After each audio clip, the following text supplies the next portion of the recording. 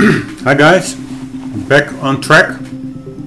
Just finished dinner, still the same Saturday as the previous, I don't know, 10 parts or something of this playthrough. It's been quite a Quantum Break day for me, and maybe I will even make it a Quantum Break weekend. I think so, by the way. We finished the fourth part, or the fourth act, or chapter, or however they call it. Let's see how they call it. The first act, yeah. The fourth act we finished. We saw in the previous video the live action scene, and now we are going into the final act of the game. So let's get it on.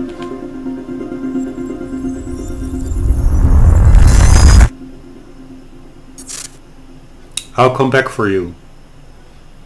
Reiterate, the entire town now seems It to is be a disaster maybe area. Liam Burke for his wife, or Jack for Beth. Everybody's working at capacity. And Time was broken, working out of sync. The city was in a state of chaos.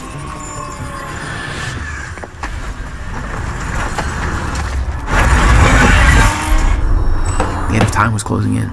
And you still believed you could fix it? The solution was inside Monarch Tower. A countermeasure. The CFR, as Monarch knew it. The key to the lifeboat protocol. Monarch's survival plan. But that didn't seem to matter to you. I had a better plan.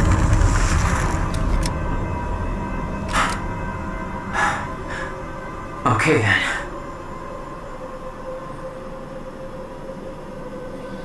By the way, nobody slept since the fracture, so everybody should be a bit tired. We're already 25 hours after fracture time.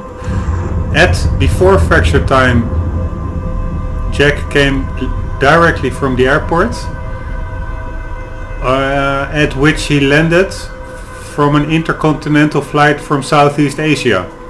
So Jack is experiencing jet lag and sleep deprivation, and he is still going strong, so my respect to that willpower. Popular, what is inside north? 1 second after the Big Bang. Yeah. By the way, that was really cool. I saw recently physics documentary. They were talking about 1/1,000,000th of a second, 1/1,000,000th part of a second after the Big Bang. That was actually already a really long time in which a lot happened. 1/1,000,000th part of 1 second. That's crazy.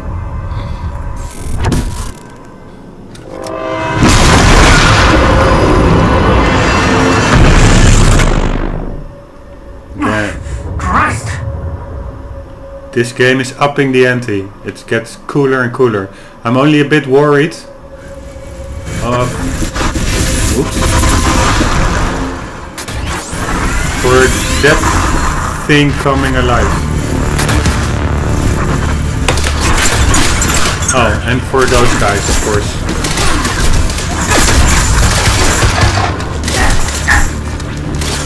And for me not having any cool weapons. Oh, I do have them.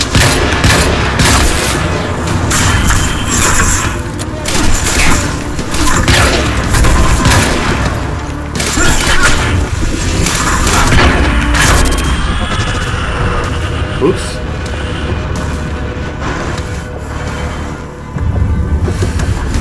I barely managed that, or Jack barely managed that because of his jet lag. But this is, by the way, the first time I fired the fully automated shotgun, and it didn't disappoint. Not one bit. And I'm being shot at, but I have no idea from where or there.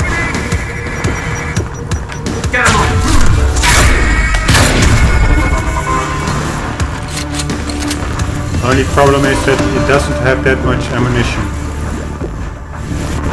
So I will spare it for genuine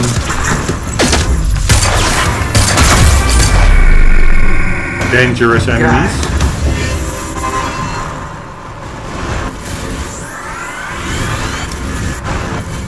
Okay. Saving lives. Holy shit. God damn it. The multiple are coming my way.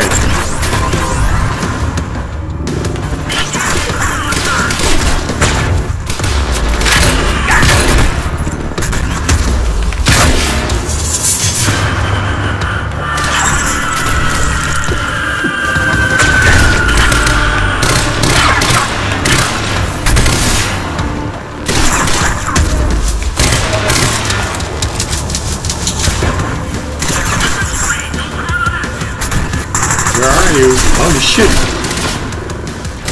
Oh, there you are.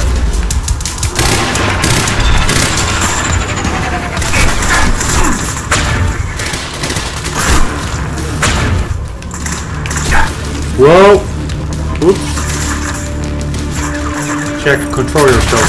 Ah, damn, it's a heavy.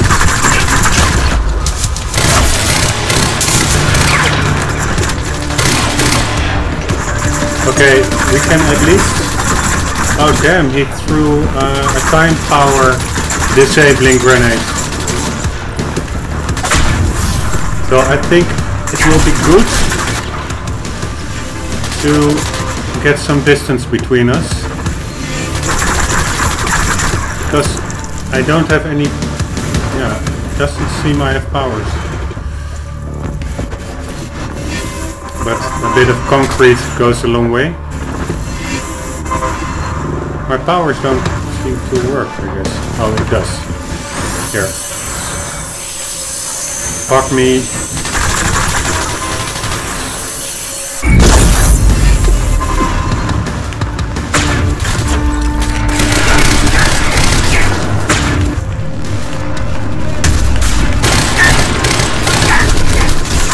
Oops. Okay, I just about had it here. See you later.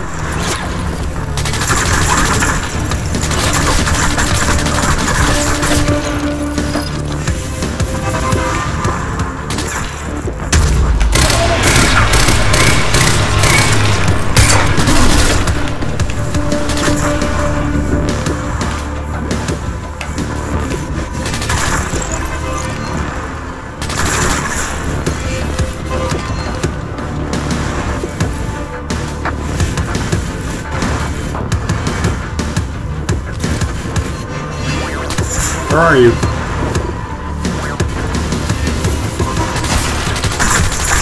Whoa, you took a detour. Not sure why, but that gives me the opportunity to get a nice weapon maybe. A nicer weapon. But it didn't. Where is he? Oh, there. Sounds great. Phew. Learning moment, don't get too close.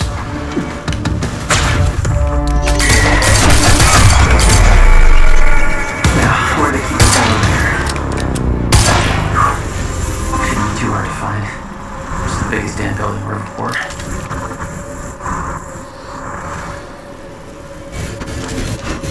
This looks like a new heavy, one that we haven't encountered before. The other one had like... maybe we did, but you also have the ones with like the Predator drone camera head thingy stuck on top of their armor.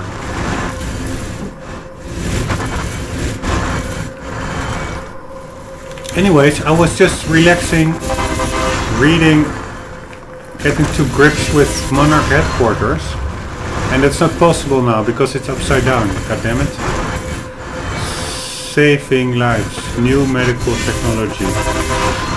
I won't read it upside down, but maybe I can warp it back.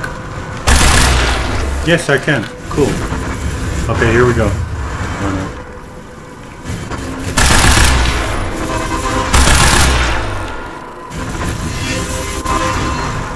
no. No, that won't work.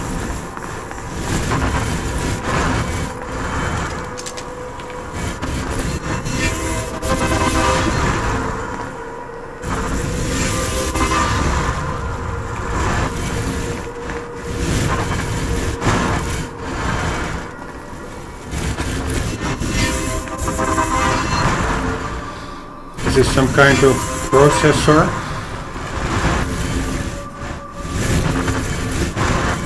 With a lot of cable management. Okay, next wave of computing. Quantum computers going beyond Moore's law. Computers on the lifetime. Now, we already read these boards. I recognize them from earlier, so we read them all already during the playthrough.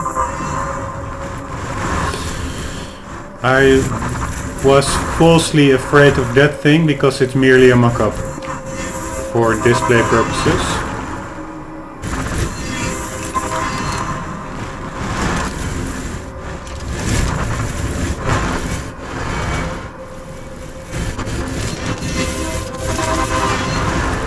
$60. 51. Okay, we'll take the one with 60.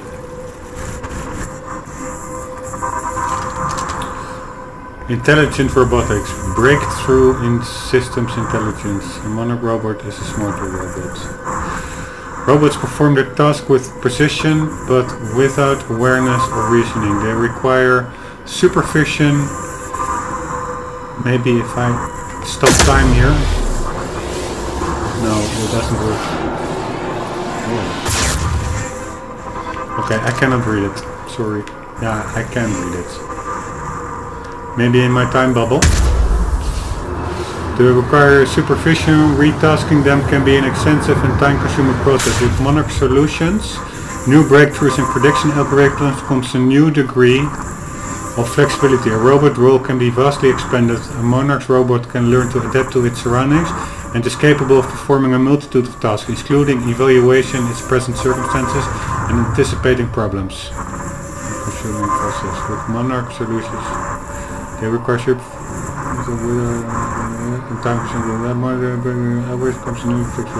role can be vastly expanded. A Monarch robot can learn to adapt. Okay, so it's more of like how do you say it? Improvising robot. A Monarch robot is a smarter robot. Okay.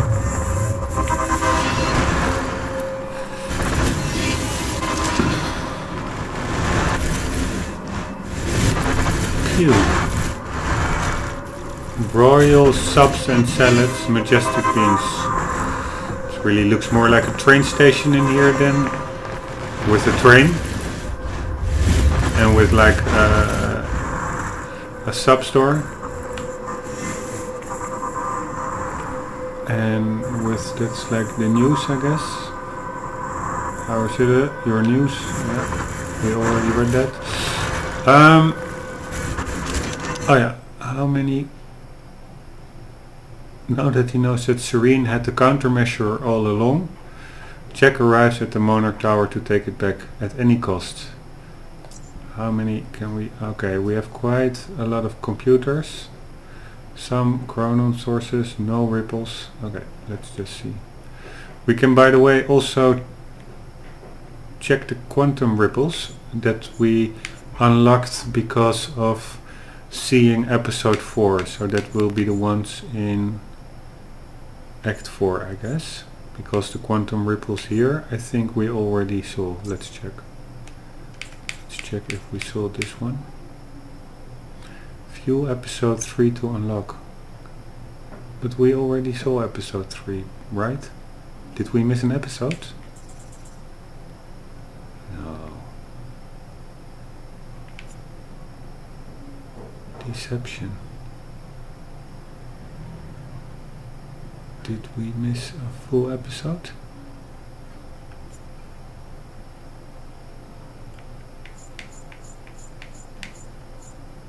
Let's check another one. Here's a quantum ripple. Yeah.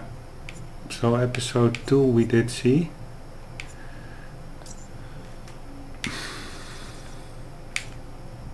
View episode 3 to unlock. Okay, I'm gonna check that out. First, I think it's good to just find a checkpoint. Maybe, you never know, my computer crashes or something.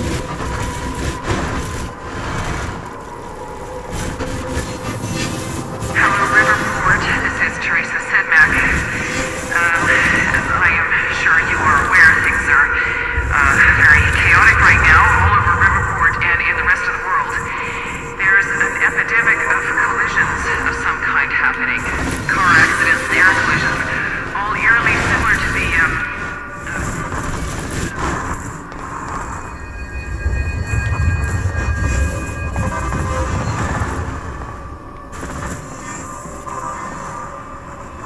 American Science, the horrors of animal testing. Oh man. I so agree. If it weren't that I had to earn money to pay my mortgage, I would put more time and energy in preventing needless animal abuse. Reception elevator access. Okay. This is where we have to go, I guess. Take back the countermeasure. Yeah. So let's first see. Yeah, that.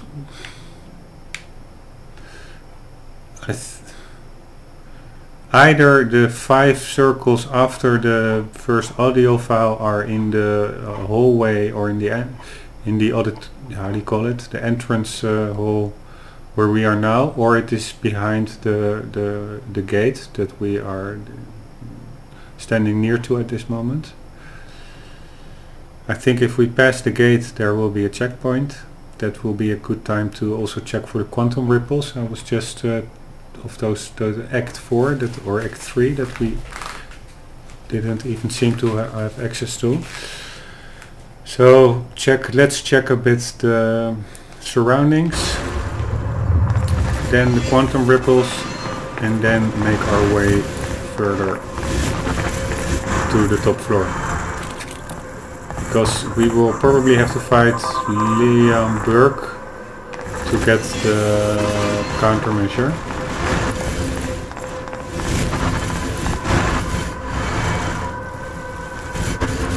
This one we already read. Oh yeah, that's something I forgot. Of course it could be that there are chronon sources here.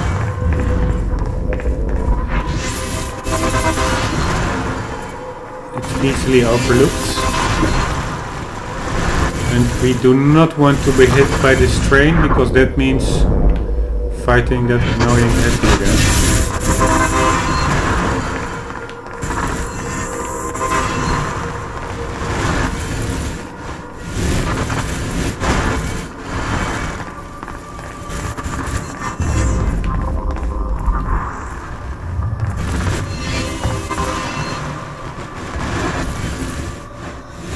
Yeah, this is really dangerous. I think even if you get hit by a simple chair, it's game over.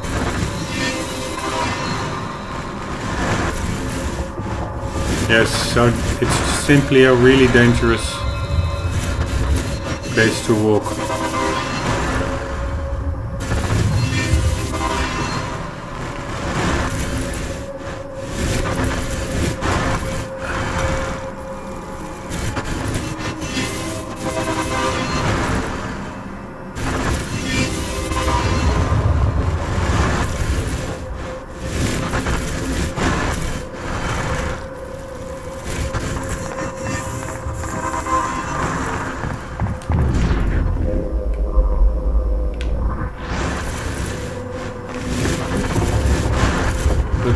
I think there is something behind there. Well, I can even just check it out from here. No, there isn't. Chances are pretty small. There are 5 collectibles over there. So chances are really big that the next collectibles are simply behind the toll booth. Yes. So there's no sense in running the risk of getting hit by a flying plastic chair and having to replay that first battle, which was quite big. Or yeah, not that easy, so there's then a risk that you have to play it like 2 or 3 times. And that's a bit too much to ask, so let's just hope we did not miss Jack? out. I hope you can hear me. Fiona? Is that you? Yes. I wasn't sure if I could make this work. Listen, the CFR, it's not easy to reach, but you can access it from Serene's office. A friend of mine has unlocked the CFR chamber, but the rest of the place is still in lockdown. I think I could help you with that. Like this. Nice. Thanks, Fiona. Serene isn't in the building anymore, so maybe you don't have to run into him. Did she say he is in the building or is not anymore? I think not anymore. Project teams. For tool reception elevator access. Okay, this is pretty massive building, so... Oops. Somebody tore his magazine up and threw it angry up in the air.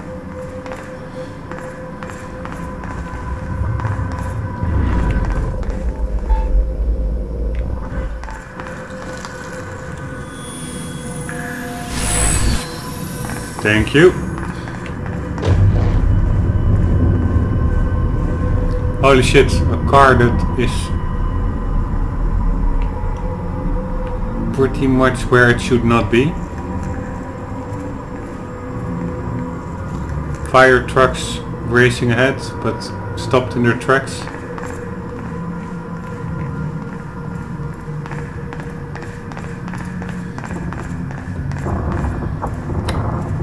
And what's this? Holy smack, this is Paul Serene.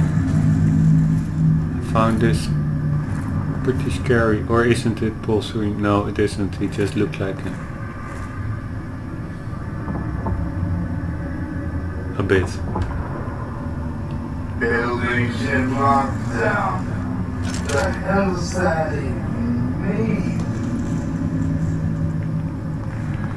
Poor bastard doesn't know anything about the train crash. Hope he doesn't have a heart attack when time resumes.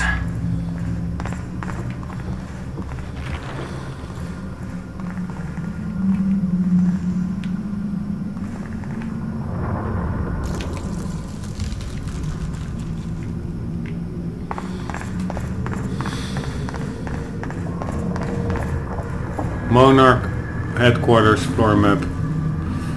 Okay, from top to bottom. It's also here, I think.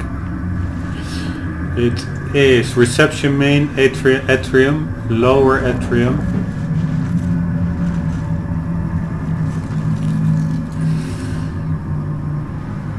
Office spaces, market resources, project teams, HR and IT resources, public relations, office spaces. Marketing CEO, research laboratory, prototype division, IT security, that's where Charlie will be, server halls, prototype laboratory, research and development. And it doesn't really specifically, I guess, mention a floor, it just says higher up than 12. Elevator, fire escape, cafeteria, where's the cafeteria? All the way down. Restricted area, there are a lot of those. Laboratory, escalator. I don't know what the difference is between an escalator and a fire escape, but it doesn't matter. Ah, okay, good.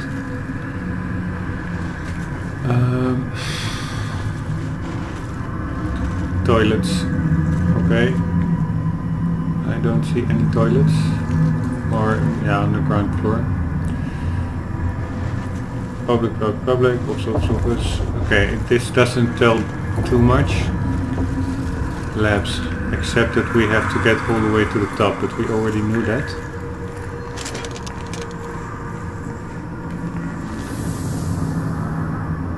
Welcome to the international headquarters of Monarch Solutions. This state-of-the-art building has become world famous for its unique architecture and its iconic presence in the Riverport skyline.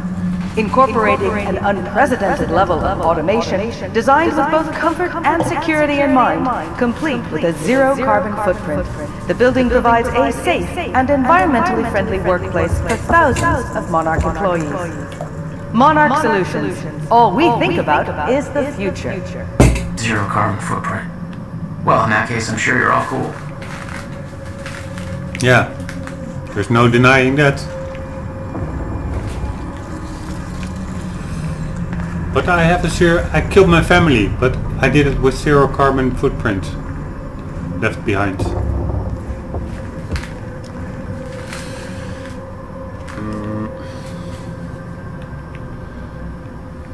Okay, by the way, was this the first... Yeah, Chronon source?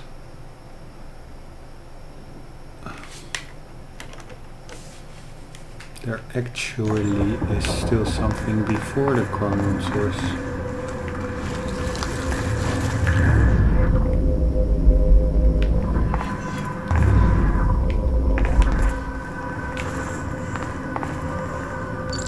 Still not sure why you're doing this. I trusted Beth. I know she had her own agenda. I don't know half of what she did, but I trusted her, and she trusted you.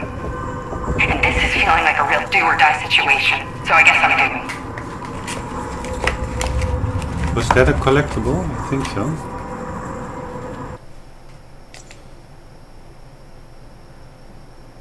No, it wasn't.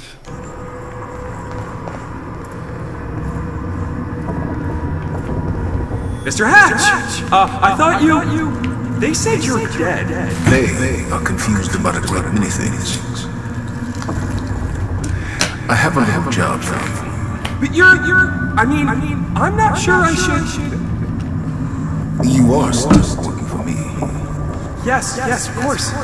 Whatever you say, Mr. Hatch.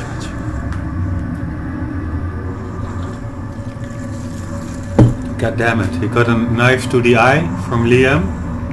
And I already thought that in the live action scene, I already thought that was way too easy for such an imposing guy to be dealt with like in half a second. And apparently he wasn't done with at all yet.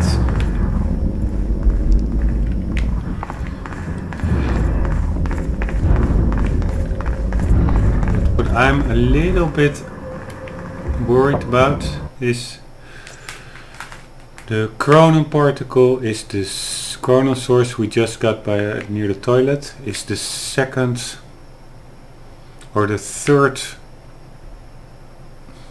collectible. And again, assuming it goes a bit chronological or from the way you enter the level, Welcome to the international headquarters of it Monarch. would seem that there This is state-of-the-art building has become world famous. still maybe something of a collectible maybe in here.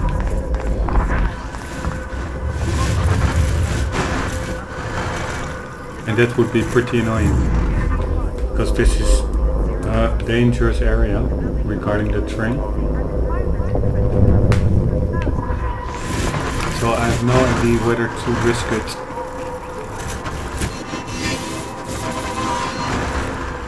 Whether it's even possible.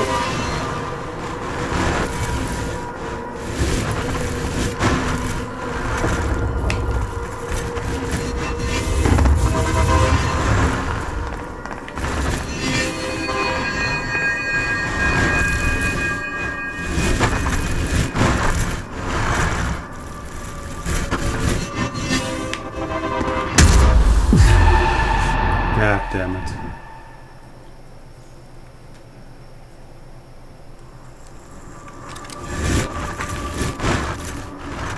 Ah, cool. The checkpoint is after the fight. I must say, compared to Gears of War, which really had atrocious checkpoint locations,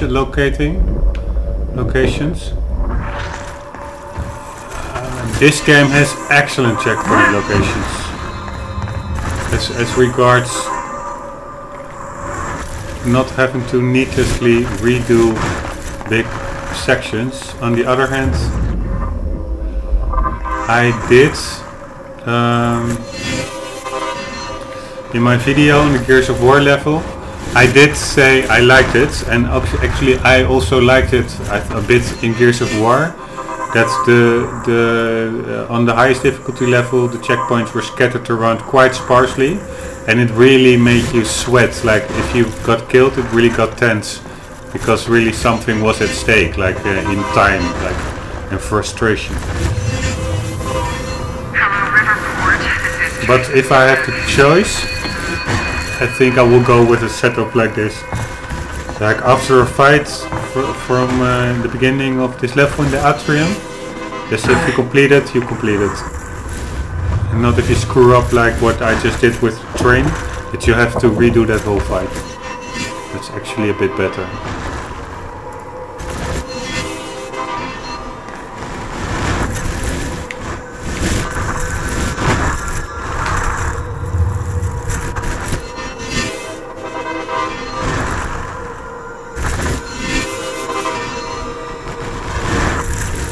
There's actually no way to get past through this. I thought maybe to the right behind this. No, there's no time. Or is there?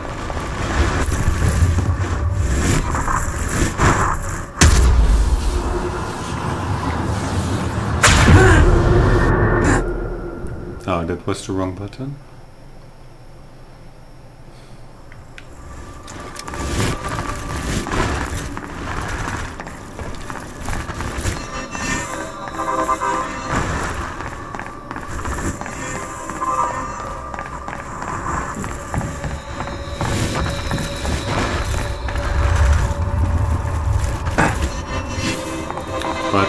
This is the correct button, the one I'm gonna press now. You see, it doesn't even do anything. Stopping time. Let's see if we can stop time in that thing. No, it's too big.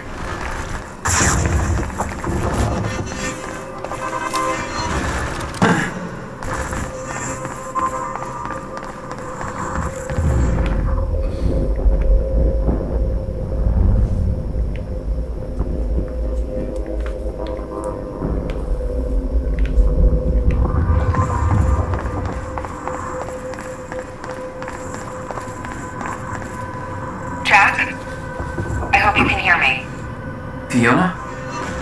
Is that you? Yes. I wasn't sure if I could make this work. Listen, the CFR, it's not easy to reach, but you can access it from Serene's office. A friend of mine has unlocked the CFR chamber, but the rest of the place is still in lockdown. I think I could help you with that. Like this. I guess you can. Serene isn't in the building anymore, so maybe you don't have to run into him. Ah, this is the missing collectible. Again, something I already read, but didn't press the X square.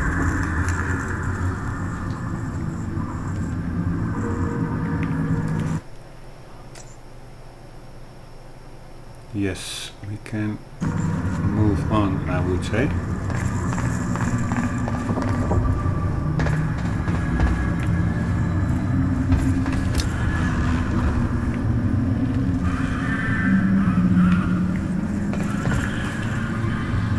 One moment, and here we go.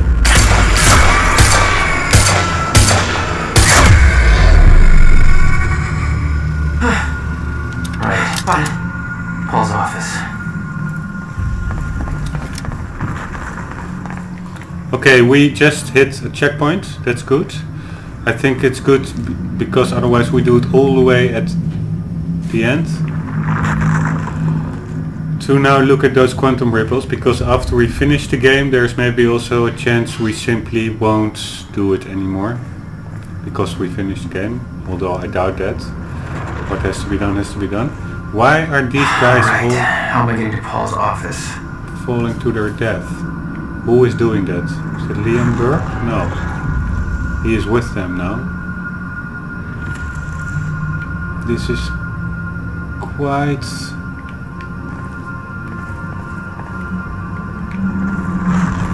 how would we call it? This is quite an unnerving scene. Somebody... I don't mind. The enemy of my enemy is my friend, but...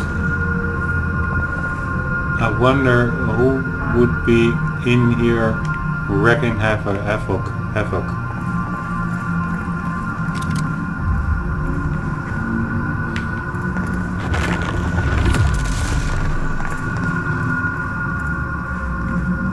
Okay, let's first see about those quantum ripples.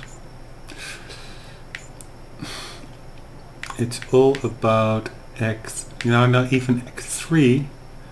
We had to... This is Act 2. We had to unlock them still. cannot imagine not having seen a full episode. We did see the episode 3. Or did we?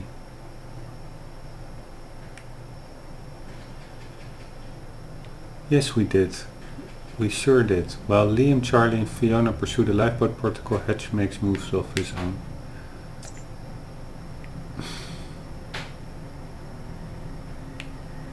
I cannot open them, so I am going to have to play episode 3. Are you sure you want to watch Quantum Break live action? So doing so will quit the game experience. Any progress since the love save will be lost. Yes. Hi guys, welcome back.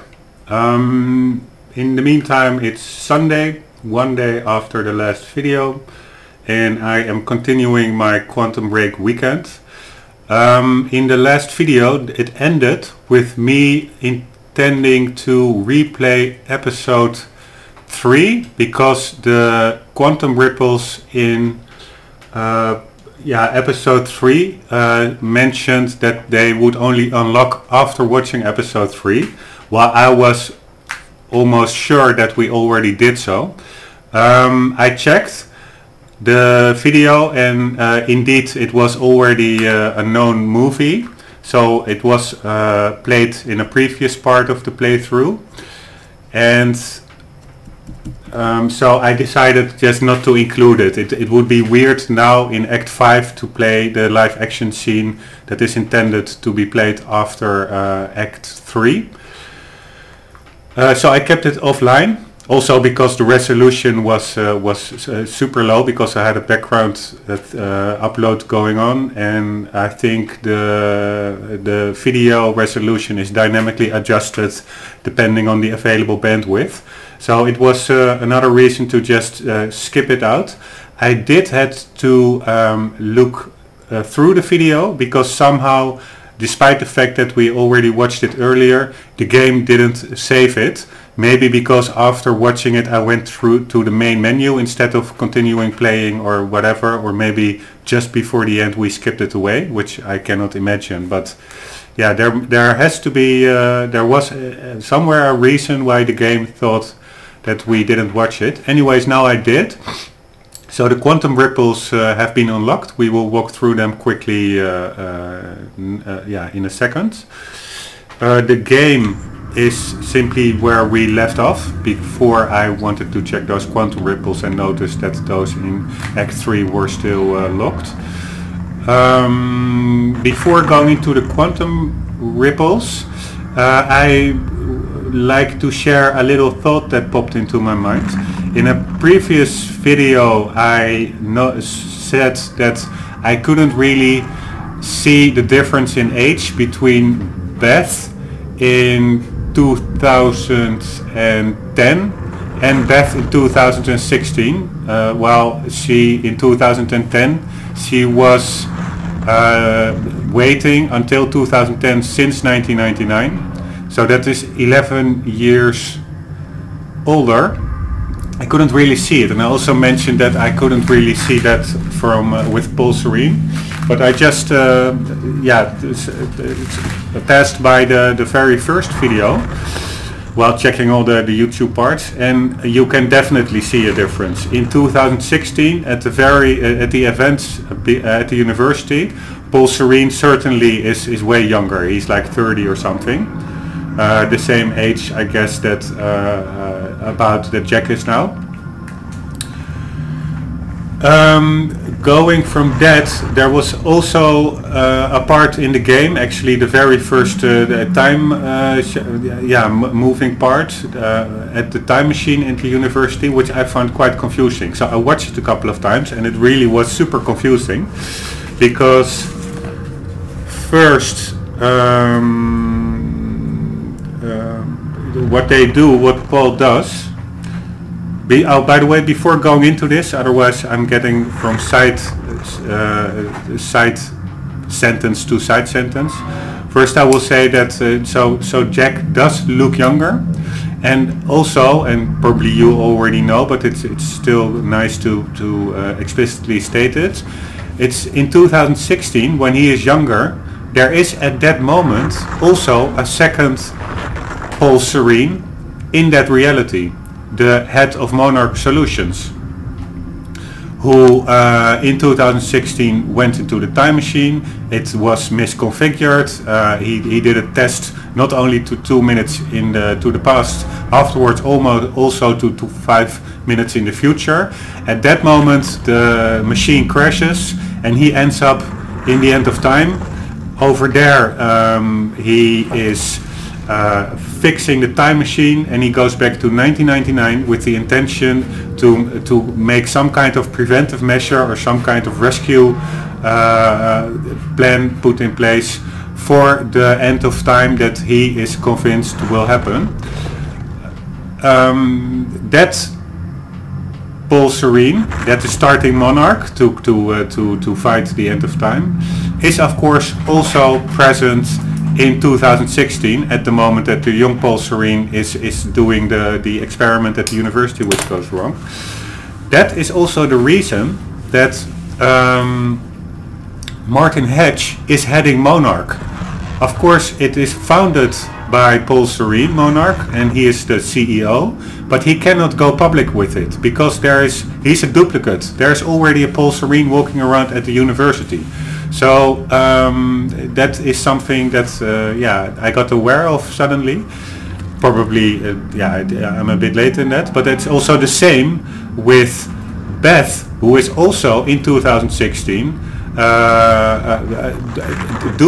duplicate walking around. You have the Beth that is the young Beth that is helping Jack at the university incident, placing an earpiece in his pocket and later coming on over the radio.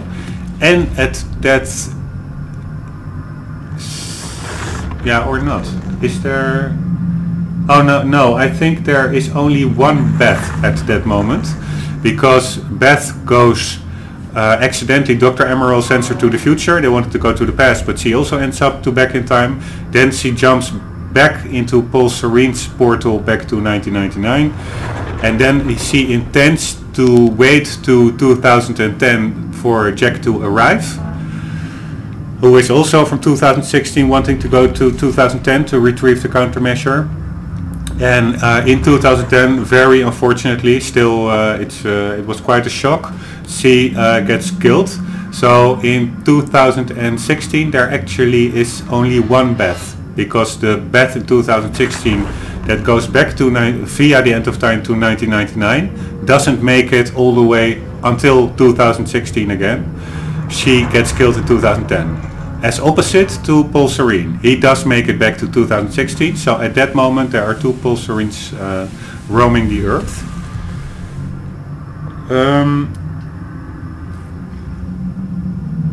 One moment, because that is one thing that I wanted to share with you guys.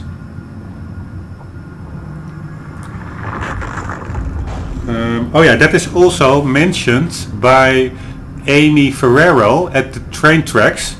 Jack and Amy have just met. She was being forced to video a second false confession, and then Jack pops in, he kills two guys, and they are walking outside afterwards at some empty abandoned train wagons, and she starts talking a bit about what she knows about the whole situation, and she also states that she finds it a bit awkward that she saw a Paul Serene walking the university, thinking it was a guy of around 30, while she also read or heard somewhere that he was the guy heading Monarch, or who founded Monarch in 1999, and she is really amazed. Like, yeah, that would mean he was like 17 years younger.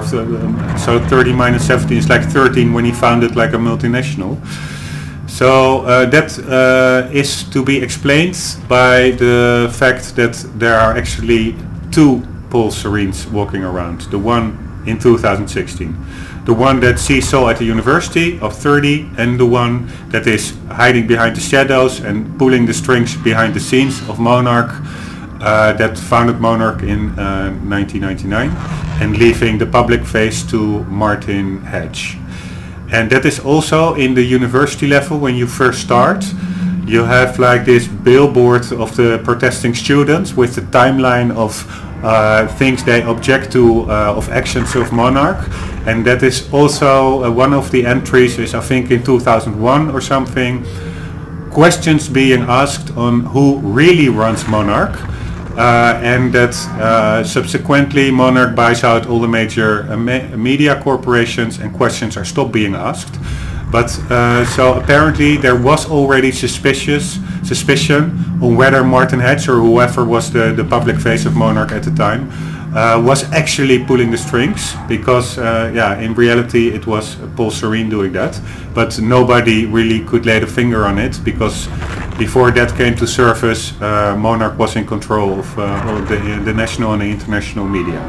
So that is something I would like to share. And then also what I noticed about that first section, when Paul, the young Paul, tests the time machine for the first time, that is actually what sets in motion all the events indeed. It's simply a young Paul Serene who wants to make a lot of money, who indeed wants to appease investors, and he needs to desperately run a demo of the time machine, and he asks Jack to assist him with that, flying him over from Thailand.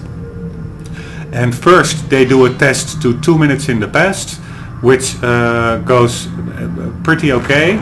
Afterwards he does a test to 5 minutes in the future, and at that moment the time machine just bugs out because of a misconfiguration, and he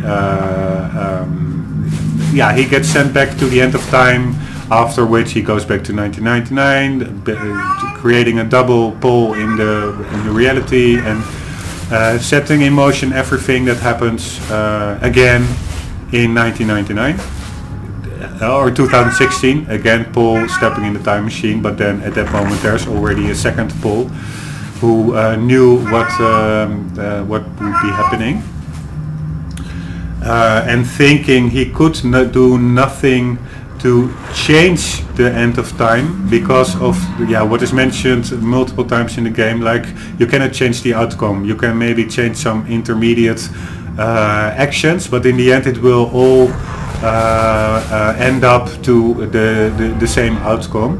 So instead of changing the outcome, which is actually the plan of Jack now, and which was also the plan of Will and Beth with countermeasure, just change the end of time from ever stopping happening. Jack decides to not change it, but to put a protective measure in place, a lifeboat, so that at least there some time is bought to find a solution to maybe in the end does permanently resolve that end of time stalemate. But that's his approach, and that is also probably the split in between Jack and Paul, which Jack also mentioned at the start of this very act, Act 5. He has a better plan. They have like a difference of opinion on how to deal with the end of time. One says you cannot change it, that's Paul, you have to just do damage control. Jack thinks that with the countermeasure they can prevent it from ever happening at all. He goes, when he tests the machine for the first time to the future, then it goes all horribly wrong. Maybe that also has to do with the fact that at the university there simply isn't enough chronon energy, because there's also a part in the game where in 2000 and what is it, 10 or 99, when Beth is sent back to 1999 and talks with Will. Will says, I unfortunately cannot send you back in the future because we do not have sufficient chronon energy to power you that far ahead into the future. So going into the future takes quite some chronon source energy, and that may also be the reason that the machine just crashes when Paul wants, instead of going back to the future. The test 2 minutes back to the future went perfectly fine, but when he decided to also test it going or Back to the Past went fine, but when he also wanted to test it to the future, it crashed, how do you say it, critically, or yeah, disastrously. So yeah, and that sets then in motion the whole story. The test Back in the Future that was successful, that was also what was really confusing me, because he sets it to 2 minutes in the past. Or sorry, it's all confusing. I didn't know whether I said just 1 minute ago the test to the future or the test to the past, but I meant the test to the past, the successful test. He sets it to 2 minutes in the past, and then at the moment he wants to walk into it to go to the past, his future self from 2 minutes in the future walks out of the machine. And I was like, that is so weird. He should actually walk into it and disappears and go to the past, and over there step again into the machine and go back to the timeline he came from, 2 minutes in the future, from 2 minutes in the past. But watching it over and over again, and it was also confusing because they look identical. You don't know exactly who is running out of the machine, walking out of the machine, and who's going in it, the one from the future or the past. But anyways, the one who came out of the machine was the guy from the future. Actually, it all does make sense, because he later on in the actual the fundamental timeline, he does step into the machine to go back to 2 minutes in the past, but not before having a small conversation with his future self from 2 minutes in the future, who just stepped in. So he wants to step in, his future self comes out of the machine. They talk for a little while, from oh yeah, it worked pretty good. Then not the Jack from the future, but the Jack who was intending to step into the machine to go to the past, he does so. And the guy who is then left from the future is the guy who is the same Jack who stepped out initially from the machine from the future. Yeah, it is still a bit mind-boggling, but I think that it's and he also says so.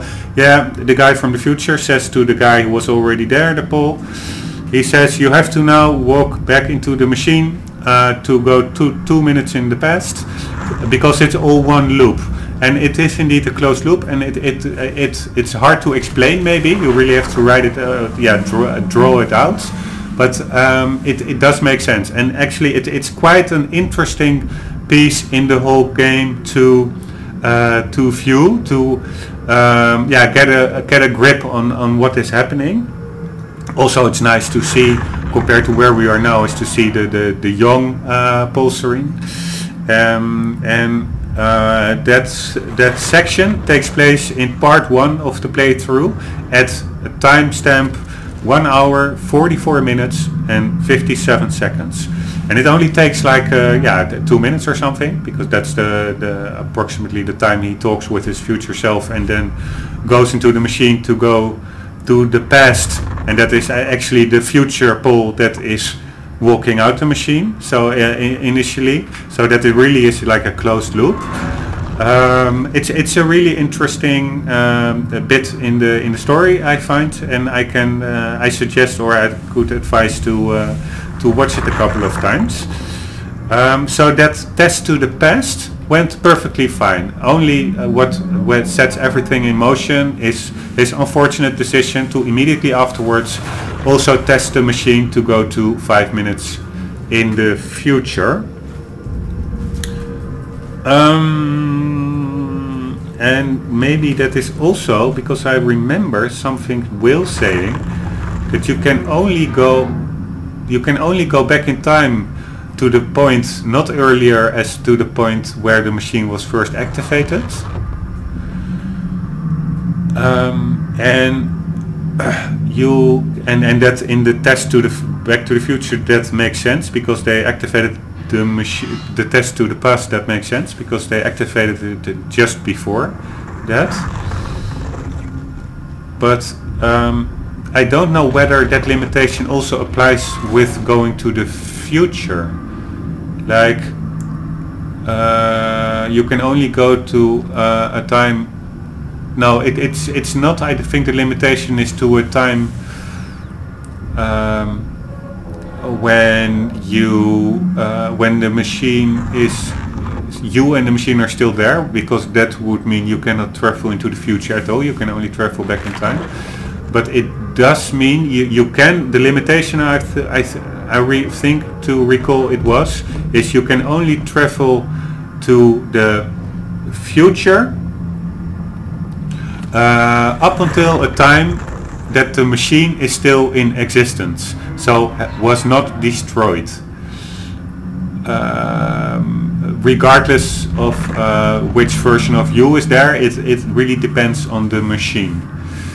So that is actually, I don't know if that is a reason why the machine could crap out when he decided to go back to 5 minutes in the future. I don't think so. Or is it? Maybe because indeed when he steps into the machine crashes. So 5 minutes in the future the machine is not there anymore.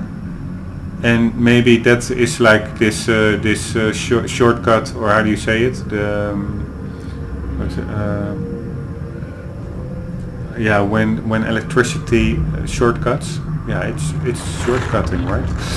That blows up the machine. I don't know, but and it also could have be because of the misconfiguration and miscalculations going on, which were confirmed to exist in the game, and we could still pose the question on why, or probably Dr. Kim, who helped develop the machine, didn't do his homework right, or I cannot imagine there was some purposeful sabotage going on there. But anyways, really confusing piece. It's hard for me to explain. I hope you got I was managed to bring a bit over of what I'm trying to say.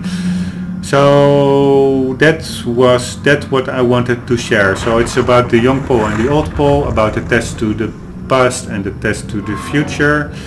And now I would still like to go quickly over the quantum ripples that yesterday were locked and that are now unlocked. So let's do that.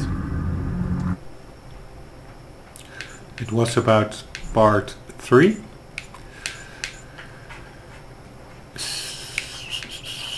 Act 3, sorry.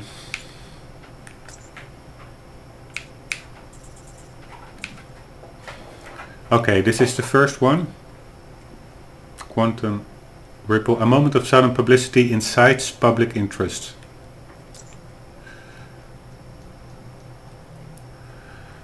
The private gala speech is leaked via live broadcast. That is what we did on top of the radio tower mountain.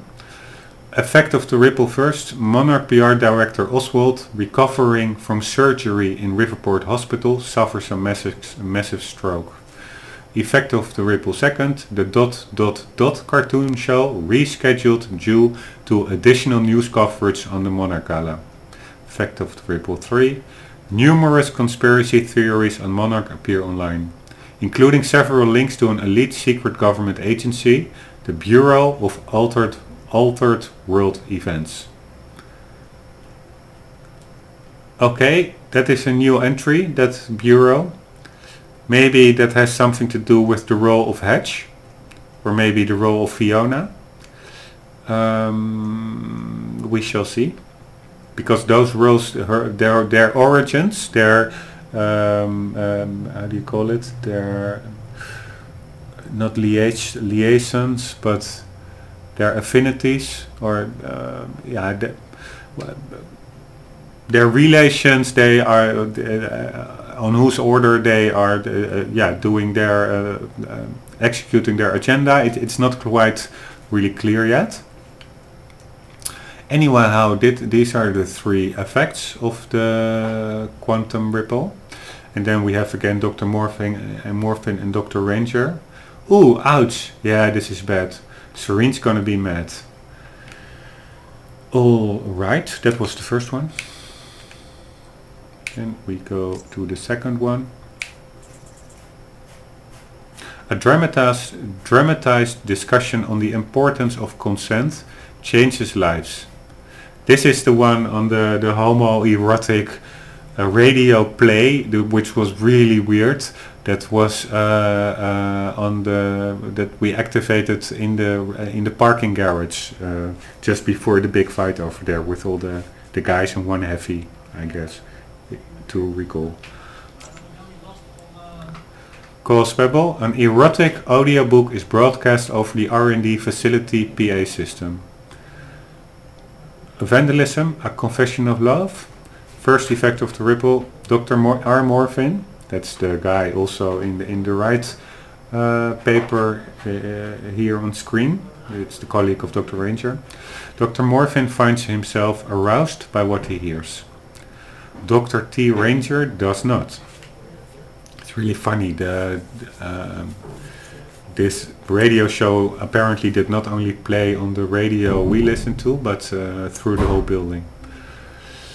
The third effect is Chronotech striker candidate Sanders is distracted by the broadcast, falls off of a cliff and drowns.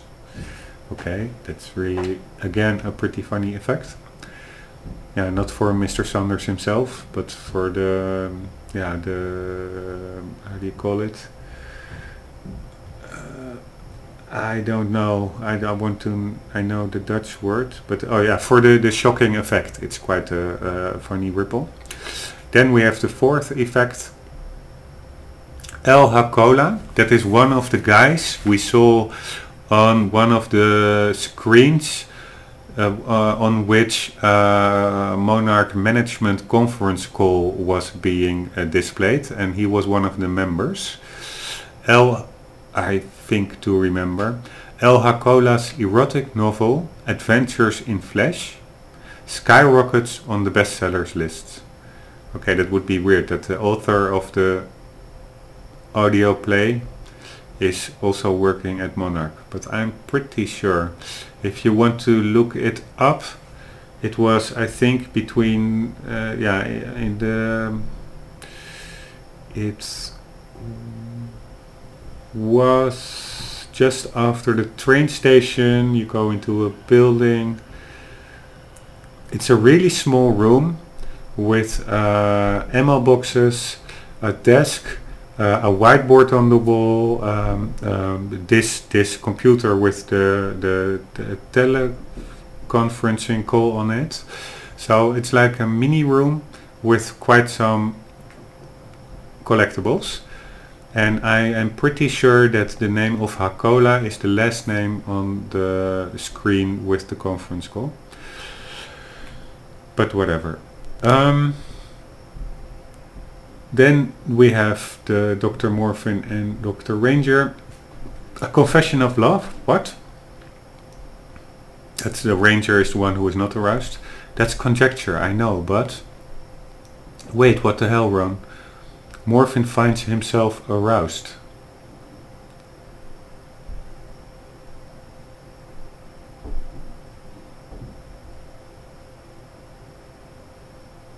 One second. T. Ranger is not aroused. He says a confession of love. What? Then R. Morphin says that's conjecture, I know, but then Ranger says, wait, what the hell, Ron? Morphin finds himself aroused? No, we're not including this in the results. You're insane. I'm sorry, Terry. Terry is T. Ranger, but I hold us to a rigorous scientific standard. We have to report and record our findings exactly. So Mr. Morphin wants to include a section in the radio play that refers to somebody with the same name as himself. Terry Ranger. Nobody wants to know this kind of nonsense. Morphin, you don't know that. And you're being very judgmental. And anyways, I already filed a report. Oh my god. Okay. Maybe it was the play was a fictional play, but based on real life secret erotic experiences of this Dr. R. Morphin. I don't know. Written by El Hakola, and they of course both work at the same company.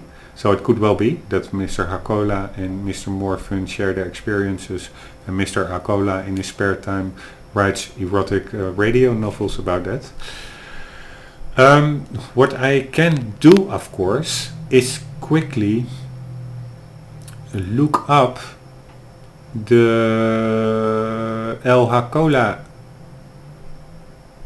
part of the game, of which I'm pretty sure he is in there, so that otherwise I leave it just a bit floating in the air, and that's also not nice.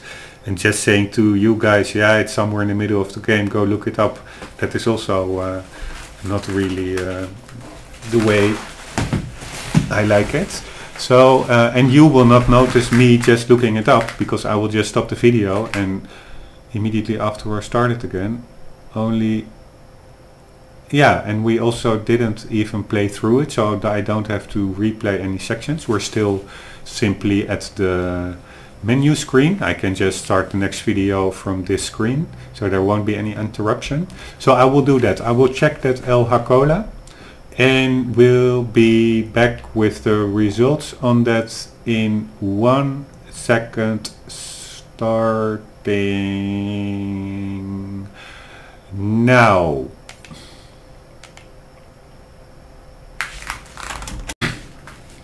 Hey guys, we're back. I just finished the last video. I looked up something and we are back in game. 3 things we have to quickly address before going back into the action.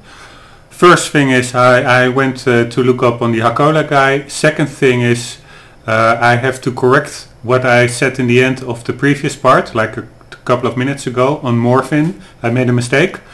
Third part is we have to run through the remaining quantum ripples descriptions. We were left at this description. This is regarding the last effect, the third effect here on El Hakola's erotic novel, which skyrockets as a bestseller.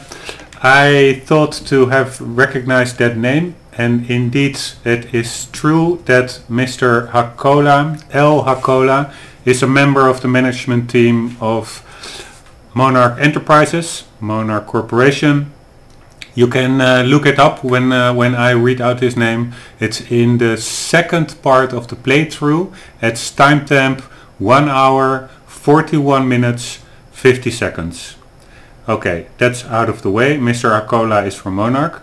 Second thing is, I was a bit confused on this whole quantum ripple, and a couple of minutes ago at the end of the previous part, which is this same video but it's cut in 2 parts, I said that the Dr. Morphin finds himself aroused, that was actually something out of the erotic radio play, but that's and as such that Mr. Hakola and Mr. Morphin, both working at Monarch, maybe discussed erotic fantasies with each other, and that Mr. Hakola, under the guise of fiction,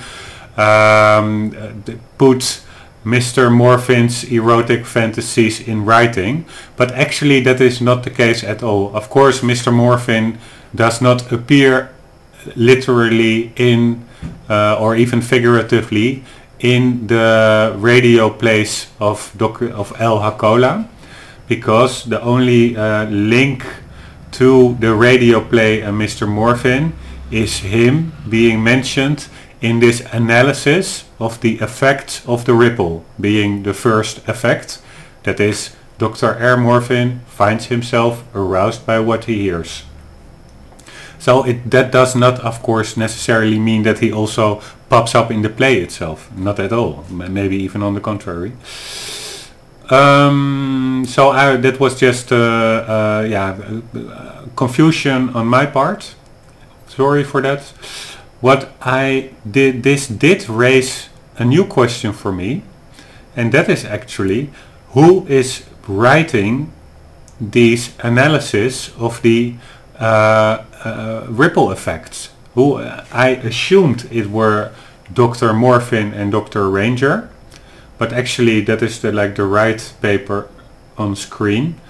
That is I was afraid I didn't start the recording, that I was just talking into thin air, but luckily I see the symbol that it's recording. So anyways, it's the right paper on this screen, where you see that they are actually only talking about, and maybe a bit analyzing afterwards, the middle paper on screen, which is actually the description of the ripple effects. But still, that keeps standing the question: who the hell puts those ripple effects on paper? And as such, who the hell knows that Dr. R. Morphin finds himself aroused by what he hears? The only one that could know that is Dr. R. Morphin himself, unless he is going around the Monarch building and telling everyone how extremely aroused he got from the radio play. But also the second ripple effect, Dr. T. Ranger does not. Who the hell knows whether or not Dr. T. Ranger gets sexually aroused by a radio play that was on the PA system? Yeah. And actually also the third ripple, who the hell knows that Tex Striker candidate Sanders is distracted by the broadcast, and that is the reason that he falls off a cliff and drowns? The last ripple, yeah, you could externally make that link, that causality, that okay, there was this radio play of El Hakola on the PA system being broadcast, and as such his the respective erotic novel skyrocketed as a bestseller. So you could analyze that afterwards as an effect of the ripple, but the first three effects, it's really hard for an analyst to come up with that, because it's hardly observable from the outside. So that is a question that now pops up. Where do these ripple effect description come from? From a machine, or probably from the game? But if it comes from the game, they are breaking the fourth wall or the third wall, or whatever you say, that they are going outside the storyline. Because that means the game itself, like the developers, they just described what the ripple did. But to the right you have like this paper of Dr. Morphin and Ranger, which are in-game characters, which are also reading the same the analysis that was put forth by the game. And that is of course not something they would have access to. The only things put forth by the game is the player, and not the in-game characters. So I am still a bit at a loss here of what it is. Oh, you can, by the way, see on the left paper, Cronon Division, Quantum Ripple Causality Research Subdivision, is the automated report on Meyer-Joyce field fluctuation signature matches. So probably it is indeed an automated report. The system itself, probably some kind of subsystem of the time machine or their Cronon field analysis machines, also spits out periodically the causal effects caused by or the effects caused by quantum ripples that manifest themselves. So yeah, actually I answered my own question probably. It is not like breaking through the third or fourth wall like by the game giving these effect description. It is also not an analysis of some kind of human analyst, because they would not know many of the effects that are described in this particular quantum ripple. It is actually automatically produced by some kind of device. Anyhow, Dr. Morphin is not in the radio play, but he does find himself aroused, and now I also understand the description on the right part better. The discussion between the analysts that are analyzing the automated report spit out by the system afterwards, or are afterwards analyzing the report spit out by the automated system. That this does now makes way more sense, because it's Terry Ranger, a confession of love. What? And that is indeed what the automated report has titled the ripple effect, or the title of it is A Confession of Love, as you see in the middle paper. What? That's conjecture, I know, but Terry, wait, what the hell, Ron? Morphin finds himself aroused? No, we're not including this in the results. You're insane. I'm sorry, Terry, but hold us to a rigorous scientific standard. We have to report and record our findings exactly. Nobody wants to know this kind of nonsense. You don't know that, and you're being very judgmental. And anyway, I already filed the report. Oh my god. No, just kidding. Oh my god. So yeah, that explains it, and apparently Morphin earlier read the report on Ranger, and he actually didn't mind at all himself appearing in the automated report, and probably it also makes his coming out a bit easier, because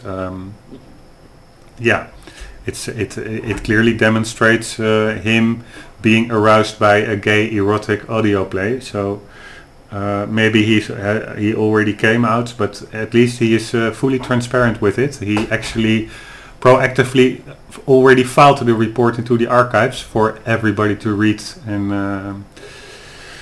know about. So yeah, that was also again way longer explanation of a simple mistake I made, but yeah, maybe you are starting to know me a bit from the previous part. Sometimes I tend to stick a bit into details too much, or yeah, I don't know if it's too much, but at least a lot.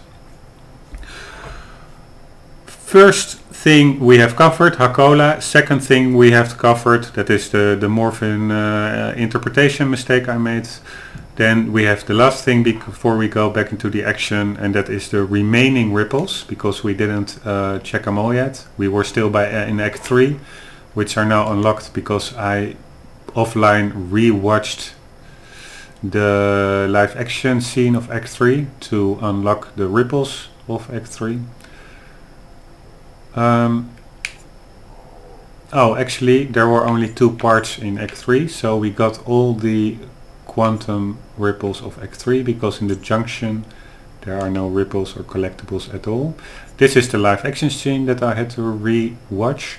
Then we go to Act 4, because not too long ago, we are now at the beginning of Act 5, so that means not too long ago we watched this episode, the concluding live action scene covering Act 4.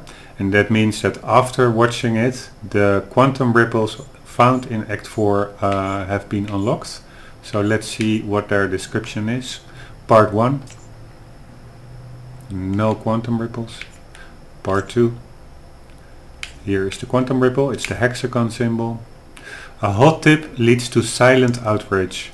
View episode 4 to unlock quantum ripple. We already did that, and I think it's already unlocked, because now it also mentions the a short description of the quantum ripple, and if you haven't unlocked them, it only says view episode X to unlock the quantum ripple without description. So I assume that if I now press X, that it simply opens it, as opposed to what happened earlier in Act 3, where they really remained unlocked, despite the fact that we did watch the live action scene covering part 3 already. But yeah, here we have the ripple. Cause Pebble. An unidentified online source places Jack Joyce in a catering van somewhere in Riverport. I don't recall where it was, but I do remember that I think it was Amy who was by the computer, and Jack was a bit small talking with her how it went, and she says, yeah, the internet is ablaze with conspiracy theories about you being a fugitive and stuff, and Jack she says they are crazy conspiracy theories, and Jack puts in his own 2 cents, and he's mentioned something like, or Amy suggests, hey, put in your own conspiracy theory, and Jack comes up with the example. I think I didn't hear it that well in game, but I assume it is this, that he said like that he was in the back of a catering van, and that went, I wouldn't say viral, but at least it started living its own life, and it also caused like a ripple. And the effects of the ripple are catering service employees arrested by Monarch all over Riverport. Okay, that's a pretty heavy consequence. Second effect, all the mimes at the Riverport Street Performer Convention arrested by Monarch. Okay, I am not sure what mimes have to do with catering vans, but yeah, what can I say? Then the third effect, a clown performing at a child's birthday party arrested by Monarch. Why a child's birthday party? Yeah, I assume because clowns do not perform at grown people's birthday parties. But yeah, maybe that's just me. Anyways, I don't understand why mimes and clowns are also being targeted by Monarch instead of only catering vans. But maybe that is because often you have like parties, you have catering and mimes and or clowns, and they all facilitate like a party. So that's maybe the over-encompassing link that Monarch saw and decided to act upon by simply arresting them all in a chase to hunt for Jack Joyce, to find Jack. Then we have Mr. Morphin and Ranger. Mr. Morphin, the maybe possible gay in the closet, or already fully out gay, and his colleague Mr. Ranger are reading the automated report. Morphin, do you think these ripples are significant? That's the thing, you can't tell. I mean, one thing leads to another. It's a chain reaction of cause and effect. Fine. We have this information, we can see the patterns they make, but it doesn't really make any difference. I'm not really sure what Ranger is saying now. Do you think these ripples are significant? That's the thing, you can't tell. I mean, one thing leads to another, it's a chain reaction of cause and effect. Fine. We have this information, we can see the patterns they make, but it doesn't really make any difference. Okay. Well, I don't know if that's true. It's like you flip a coin, it's head or tails, but there's no stakes to it. It just doesn't lead to anything. Yeah, well, tell that to the mimes. And I agree with Morphin that it's bad luck for the mimes, but it's also maybe Ranger is talking the truth, that regardless whether it's awful for the mimes, that doesn't change the fact that they have no influence on those ripples. So in that sense they can have a significant impact on a personal level, but whether they are significant to analyze afterwards, can be questioned in case you cannot do anything about them anyways. or something like that. Maybe that's just again a bit of a brain fart of me.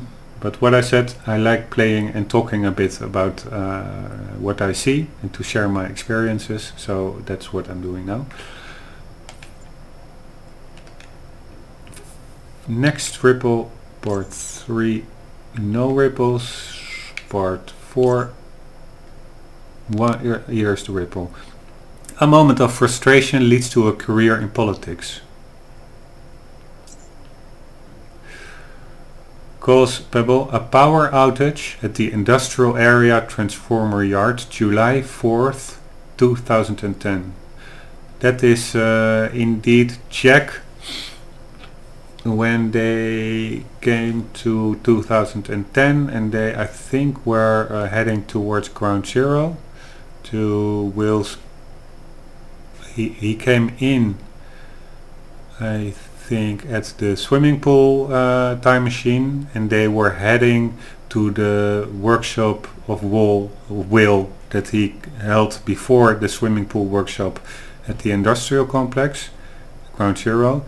While making their way there, Jack flips an electricity box switch on top of the roofs, and apparently that caused a quantum ripple. The first effect, Paul the Punch Palmer quits his job as an electrician, goes into politics. Ah, that's indeed the guy you see when you flip the switch. He says, okay guys, I've had it.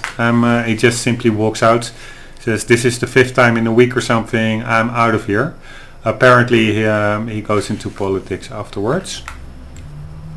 Maybe his long-held silent dream. Second effect, Palmer's rival candidate, District Attorney Billings, killed in a freak accident involving faulty wiring in 2012. Okay, that is apparently an effect of the action by Jack of switching a power switch in 2010. I'm not sure what the causality is between those two, but no, it doesn't have anything to do with that. I think because Palmer went into politics, he had this rival candidate, and I think he killed him or had him killed with his electrician knowledge by shortcutting some wirings that exposed rival Billings to an electrical charge killing him in 2012, 2 years later.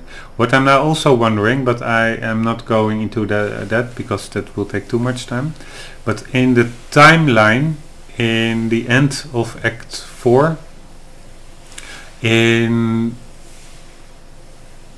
Paul's office in the Monarch headquarters building, he has like 10 whiteboards next to each other with all the events written out. His schedule for the next at least 20 some years or so, from 1999 till the end of time. I think it's in 2021. He has it all written out regarding investments to make, regarding technology developments to achieve or to execute, and regarding several other aspects of his big master plan. On that whiteboard also political briberies and influencing tactics are mentioned as action points in their scheme. And I'm not sure, but it could maybe be that Mr. Palmer, as a recent political figure, is also mentioned as one of the related politicians of the Monarch organization. Could well be. I'm not going to look into it now, maybe later, because it would be really funny if they make it all that intertwined actually. That is also pretty easy afterwards. After you made the game, you can of course fine tune it and tweak it, and you can put in some really minuscule relations between A and B that are hard to overlook, but are still in there for the sharp eye to notice. So maybe I will check. So I'm writing it down now. Palmer whiteboard HQ on there, question mark, politician. Okay, third effect of the ripple. Paul the Punch Palmer runs for mayor in 2016. Yeah, it could well be, because there's also on those whiteboards mentioning of a mayor. So actually I am it's pretty likely that that is the same politician. So that would mean that Jack, or me as the guy, the player controlling Jack, turning that electricity switch means we also influenced the new mayor in 2016 of Riverport. Pretty funny. Okay, Mr. Morphin and Ranger analysis afterwards. Wait, what? This was back in 2010. I was gonna vote for that guy. Yeah, I managed to trace the ripples. Crazy, huh? You can still vote for him. Yeah, but it's not the same anymore. That makes no sense. Nothing has changed. He's as good or bad a candidate as he ever was. It's just not the same.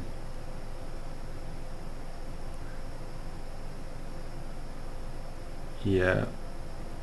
Is it the same? Or not the same? I think it's indeed not the same. If you know that the guy you were planning to vote for actually probably even committed a killing to further his own political career. That is, yeah.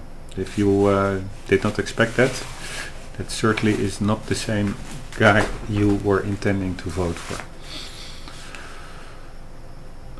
Alright. Then I think this was it, or maybe there is one more ripple. No, Act 4 only. We are already part 4. I thought we were only at part 2 or something. No ripple. That's because 2 of them didn't have any. One ripple. No ripple. One ripple. Indeed, there were 2 ripples. So that means we have all the ripples accounted for until now, because the ripples I think in Act 1 and Act 2 we already covered in a previous part of the playthrough. So we can go get back into the action, but while saying that, to really close off this more theoretical part of the playthrough, because I've been only talking about some observations and mind, yeah, how do you say it? Mind exercises that I had performed on the time machine and the age of and the duplicity of Paul Serene, etc. And on Mr. Hakola I've been talking a lot. I know maybe that's not what you want, but yeah, I am getting it out there also to speak it out of my system, and also for the record and for completion's sake, for the full experience. I am going to finish that theoretical part off with me now looking up that Palmer guy on the whiteboard. So I will cut the video short here, but as the previous time you will not notice it. It will be yeah, immediately afterwards I will paste the new section with the answer. If you don't like yeah, all the theoretical part, of course you can just skip ahead in the videos to the action parts, and I should have of course mentioned that at the beginning of the theoretical part, not all the way at the end, so it's of no use whatsoever now. But also again, I'm saying that for the record and for completion's sake. Okay, I am going to check on Mr. Paul the Punch Palmer, whether Monarch supported him then, and probably also had something to do with the killing of his rival back in 2012. then I will be coming back with that answer, and depending on how long this video and the previous part is, which will both be combined into one YouTube upload, maybe I will then immediately finish off the video.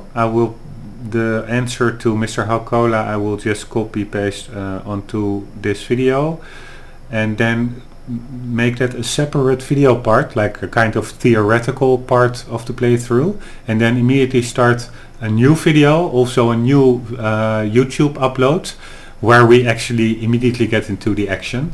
Because if I would just come back with Halcola's answer and then start playing, then the video will be like 15 minutes, an hour talking, and maybe 20 minutes playing, and then cutting it off and doing the playing also further in the subsequent video.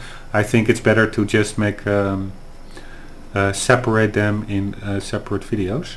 So give me 1 sec, I'm gonna check Palmer.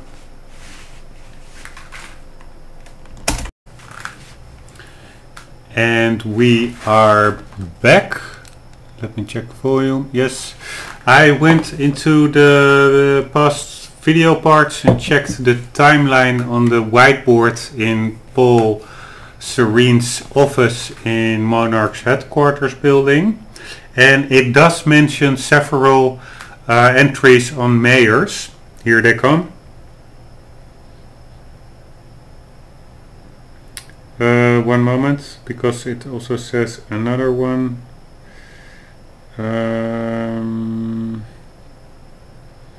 Yeah, 2013 mayor of get Riverport mayor to support campus plan. Then we have 2013, same year, get Reckley on our side. That is the prospective mayor. Then 2015, Reckley becomes mayor after the election. So in this effect, the second ripple effect, it says Palmer is mayoral candidate,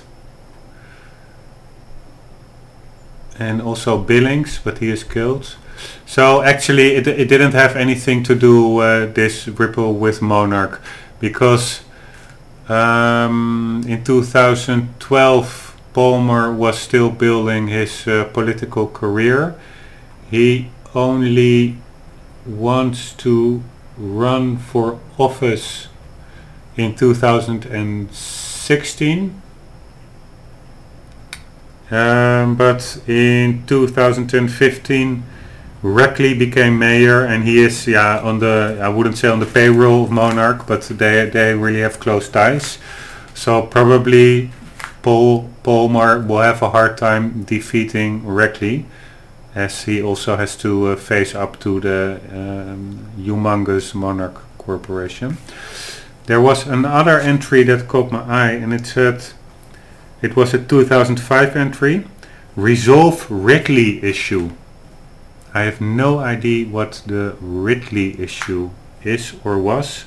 Maybe something in past emails or so, that it was like a Monarch employee with complications, because at that time Monarch, it was already big, but I don't think they were already really as huge as they are during 2016 and stuff.